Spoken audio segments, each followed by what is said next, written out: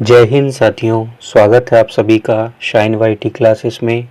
Hindi short hand की practice dictation 100 शब्द प्रति मिनट गति से डिक्टेशन 5 सेकंड में शुरू होगी। स्टार्ट। महोदय, यहाँ यह उल्लेखनीय है कि शीत युद्ध की समाप्ति व समाधान एशिया की घटनाओं तथा अफगानिस्तान से सोवियत सेना की वापसी से ही हुआ है। अफगानिस्तान में लंबे अरसे तक चला युद्ध सोवियत संघ के अस्तित्व के लिए कष्टदायी और मुश्किल हो गया।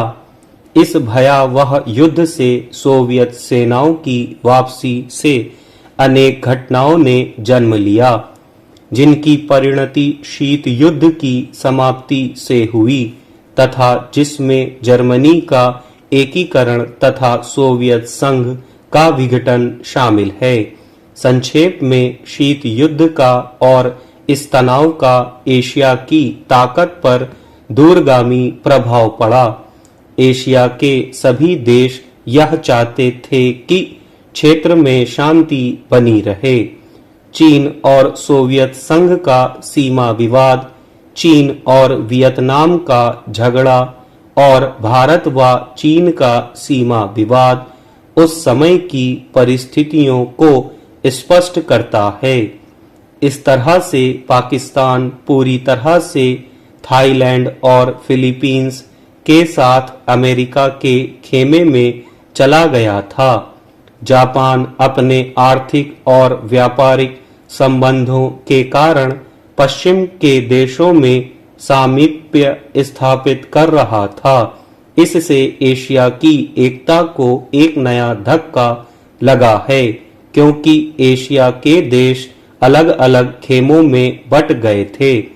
1960 के दशक में एक नया मोड़ आया, जब शीत युद्ध के समय में आसियान के नाम से एक नए गुट का प्रादुर्भाव हुआ। इससे दक्षिणी पूर्वी एशिया के देशों में नए आर्थिक और सुरक्षा संबंधी प्रयास किए गए। इन देशों में सांस्कृतिक एकरूपता की वजह से भी एक नए गुट ने जन्म लिया। लेकिन यह कहना कठिन होगा कि इन दक्षिण पूर्वी एशियाई देशों से समूचे एशिया की पहचान या एकता बनाने में सहायता मिली है या उससे धक्का लगा है, क्योंकि इन देशों ने अपनी नीति बहुत स्पष्ट नहीं की और केवल अपने ही गुट के अंदर भूमिपुत्र नीति को जन्म दिया। भारत भी अब आसियान का सहयोगी सदस्य बनने जा रहा है। भारत की पहल से दक्षिण एशियाई सहयोग संगठन सार्क की स्थापना सन 1985 में की गई, जिसके फलस्वरूप पड़ोसी देशों के आपसी सहयोग के लिए नया वातावरण तैयार हुआ। यह प्रयास शनै शनै उपयोगी रूप लेता जा रहा है, जो एशिया की पहचान बनाने की ओर महत्वपूर्ण कदम है। व्यापार, निवेश, तकनीकी ज्ञान, संचार माध्यमों में बढ़ोतरी ने विश्व गांव के विचार को भी पैदा किया। बढ़ते हुए व्यापार, निवेश, संचार एवं विज्ञान की आधुनिक तकनीकों ने पूरी दुनिया में एक दूसरे पर निर्भर रहने के नए विचारों को जन्म दिया। अंग्रेजी भाषा, हॉलीवुड, कंप्यूटर्स और उपभोक्ता संस्कृति ने पूरे विश्व को प्रभावित किया, जिससे देशों में फासले कम हुए, संस्कृति और सभ्यता भी प्रभावित हुई।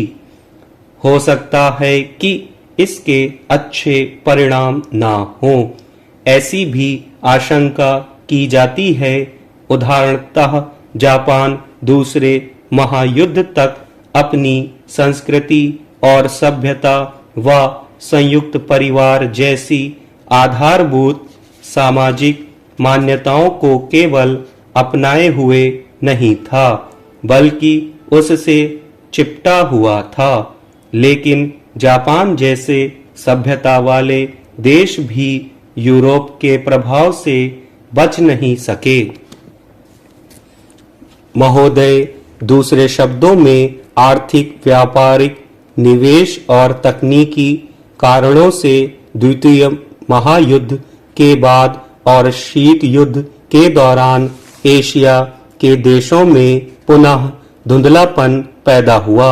लेकिन यह बात सही नहीं है कि एशिया की संस्कृति और सभ्यता को पश्चिम के प्रभाव और आधुनिकतम तरीकों ने नष्ट कर दिया। हाँ, एक धक्का जरूर दिया, पर समय समय पर एशिया का यह रूप, एशिया की यह सभ्यता और संस्कृति बलशाली तरीके से उदयमान होती दिखाई देती है। पंडित जवाहरलाल नेहरू ने 1945 में अपनी पुस्तक एशिया की पहचान पर लिखा है कि 1000 वर्षों से जब यूरोप अपने अंधकार के युग में था, एशिया ने अपने मनुष्यों की प्रगतिशील आत्मा को प्रभावशाली ढंग से दर्शाया। उन्होंने यह विश्वास भी जताया कि एशिया की संस्कृति और सभ्यता यूरोप की संस्कृति और सभ्यता से अधिक प्राचीन है। आज के दिनों में भी चीन के नेता अपने यहाँ आध्यात्मिक क्रांति की बात करते दिखाई देते हैं और अपने आर्थिक विकास को भी प्रतिबिंबित करते हैं।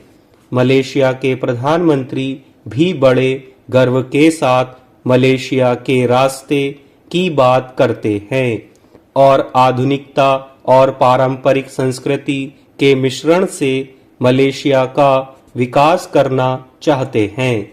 भारत के प्रधानमंत्री भी मध्य मार्ग की बात करते हैं, जिसको वे भारत का पारंपरिक विचार कहा करते हैं। वियतनाम के यशस्वी नेता भी साम्यवादी विचारधारा को पारंपरिक सहिष्णुता के अनुसार ढालना चाहते थे। एशिया के इन सब नेताओं की समय समय पर की गई घोषणाओं का वर्तमान संदर्भों में पूरा अर्थ लिया जाना चाहिए, जो एशिया की पहचान को नए सिरे से बनाने में सहायक सिद्ध हो रहा है। यहाँ यह भी बताना उचित होगा कि हाल के वर्षों में एशियाई देश, विशेष रूप से पूर्वी एवं दक्षिण पूर्वी एशिया के देश, एशिया के सुदृढ़ देशों के रूप में उभरे हैं और इन देशों के आर्थिक विकास की दर विश्व के किसी भी अन्य देश के आर्थिक विकास की दर से अधिक है तथा जिनके आने वाली शताब्दी में विश्व आर्थिक व्यवस्था के निर्माताओं के रूप में उभरने की आशा है। आर्थिक सफलता की इन कहानियों का श्रेय मुख्य रूप से अनुशासित कार्य, किफायत एवं बचत की ऊंची दरों जैसी एशियाई विशेषताओं को जाता है तथा इनसे देशों की जनता के जीवन स्तर में सुधार आया है और एशिया की पुनः खोज जैसा वातावरण बन रहा है। एशिया के देशों में जब आपसी भाईचारे की भावना उभर रही है और इससे ये देश परस्पर निर्भर हो रहे हैं तथा शीत युद्ध के प्रभाव से मुक्त होते जा रहे हैं। हमारी सरकार ने अपने एशियाई पड़ोसियों के साथ बेहतर संबंध बनाने में पहल करके इस बदलते रुख के प्रति सकारात्मक रवैया अपनाया है। इन सब प्रश्नों का जवाब आज उपलब्ध नहीं है, लेकिन शनैः शनैः इन प्रश्नों में ही इसके उत्तर मिलेंगे। एशिया अपने इन प्रश्नों के उत्तर में एक नए एशिया को जन्म देगा और अपनी एक नई पहचान बनाएगा। यूरोप और अमेरिका के आधुनिक औद्योगिक विकास में फर्क नजर आता है।